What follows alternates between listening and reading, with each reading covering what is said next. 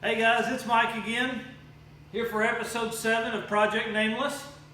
Tonight, going to be installing the driver's side coilover. You see I've got it laid out here kind of in the order of the way things go together. I'm going to go over a couple of tips from when I learned that from when I installed the passenger side coilover, which you can see it's mounted over there. I'll show some pictures of that in just a little bit. But first I want to go ahead and get the coilover assembled. One thing that's nice is it does notch here.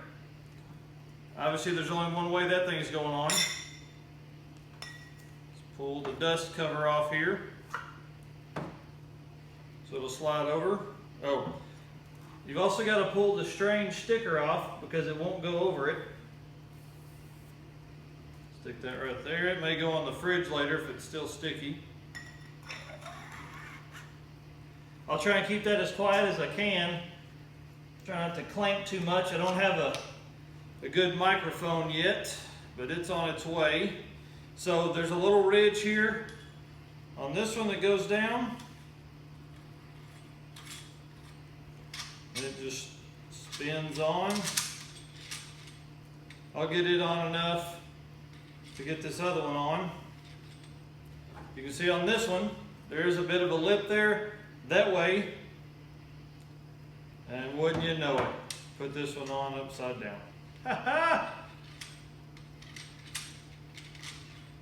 Gotta love when that happens, especially on camera. Let's take this, we'll flip it over so the flat side is up.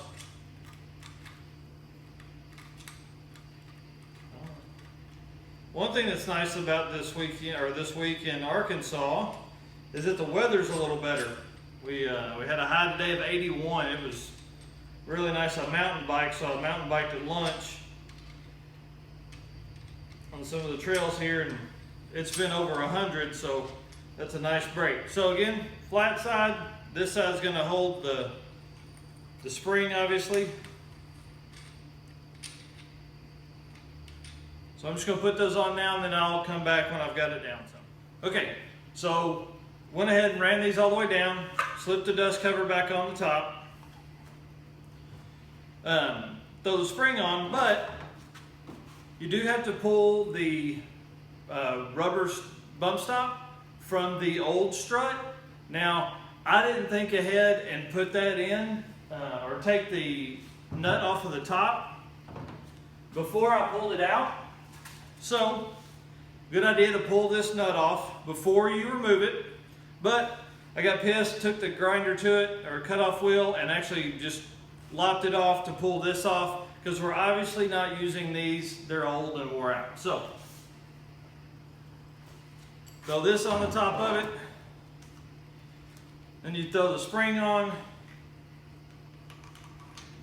You're about ready to go in. Now, one thing that's nice about the Maxima Motorsports caster camber plates is that they actually come with a plate, 4 holes or 4 bolts in it. They're welded to the bottom. Now, in the instructions it says to take this, mark a hole. Well, on the passenger side, I actually had to drill 2 holes because I messed it up.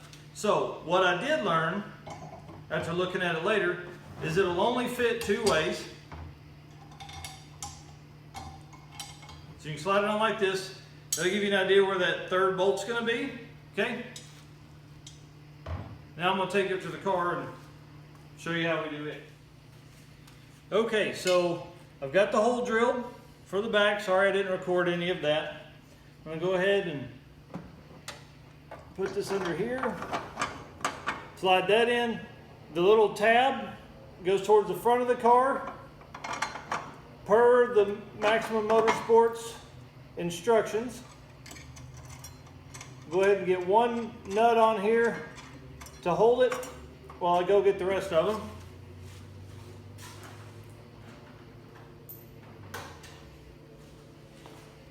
This is pretty easy stuff here. I mean, there's nothing major to mounting this thing.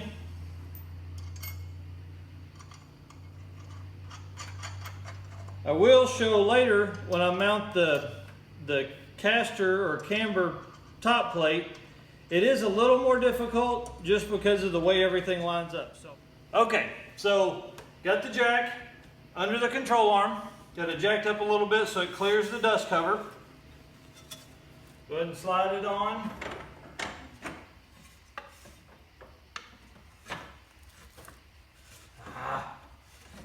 Hitting on something.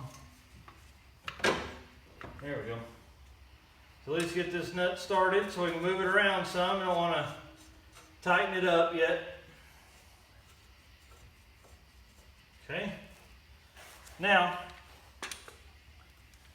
coilover, bump stop in here. I do have the hat that'll go on top once I get it lined up in the hole. Got the nuts, these are 15/16. What did I do? 15/16. These will go onto the back of the spindle for the coilover. One thing that you don't want to miss when you're putting all this back together is the bracket that holds the, I'm sure this is some kind of ABS sensor or something. So you don't want to miss the bracket that'll go back to it.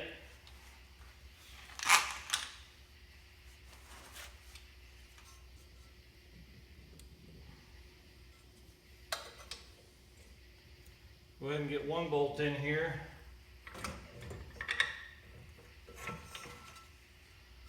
Get in a good hand.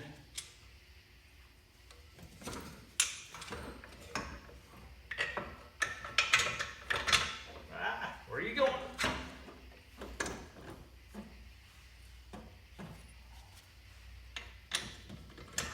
Get the second bolt in here. That way they're both in there. Pull my jack back out.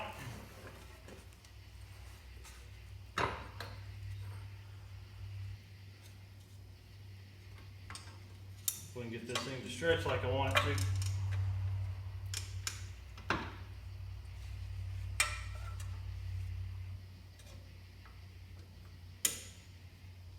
And it'll bolt in the back. Right now I'm just concerned with the brackets. Again, I'm not going to tighten everything up super tight. You don't need to watch all that, that's boring stuff.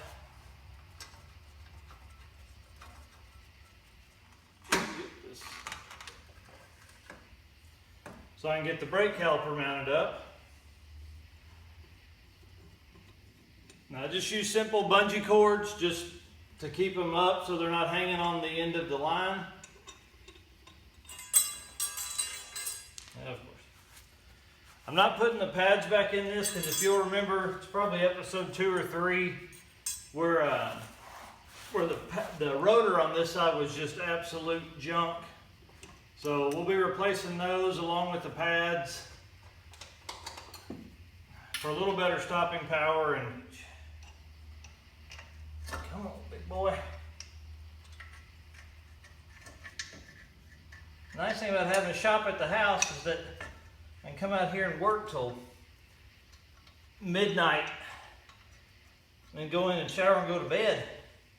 I don't have to drive anywhere or anything like that. The other part of that is we got a shop at the house, so it means I want to be out here a lot.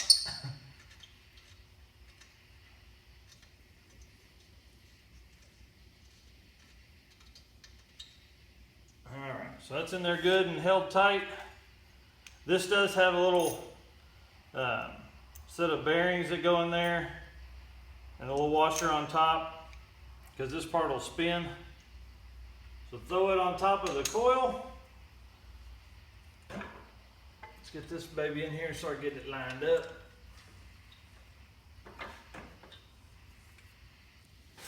Back a little bit so I can get this jack working.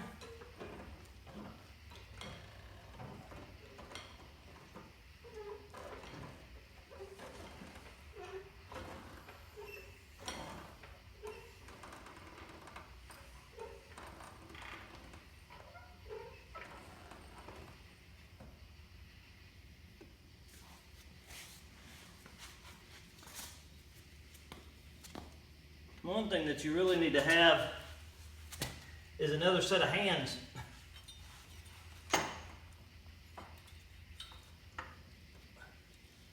it would certainly help in a situation where I need to move the jack a little bit.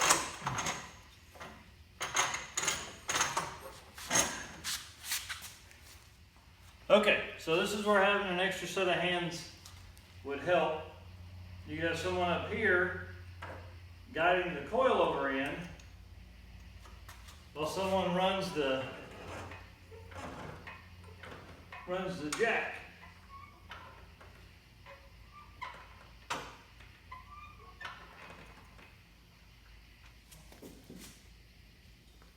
Because typically it will get off-centered, obviously. Okay.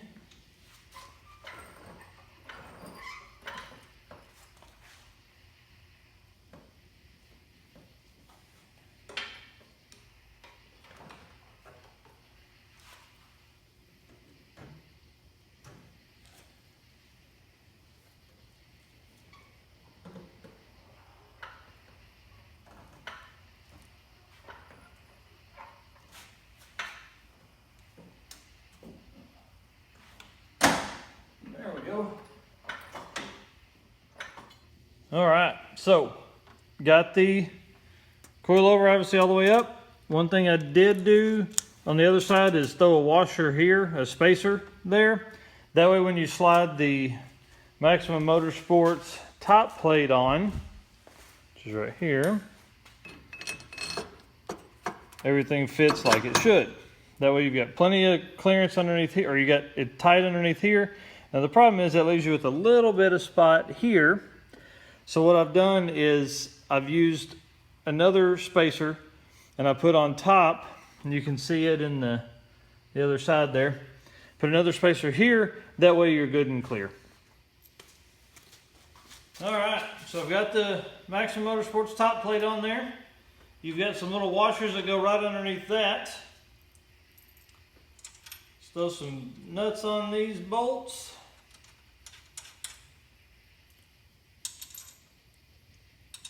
And all I've got left to do is hook up the tie rod, and the driver's side is done. So that's pretty exciting. Front suspension is almost complete. One thing I will tell you is this top piece here that holds it is a 10 millimeter, so start looking for it now.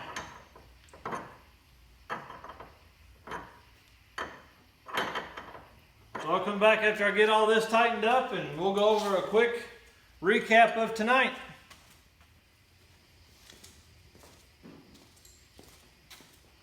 So Maxima Motorsports suggests putting all the bolts right in the middle of their mounting. That way, the person at the alignment shop that you're going to go to after you install this has a neutral setting on it to work from. So that's about it. I appreciate you watching. That's the end of episode 7. I'll put some pictures up after this. If you don't follow Narcoleptic Customs on Facebook, you need to do that. And then we're at Narcoleptic on Instagram. Thanks and have a great night.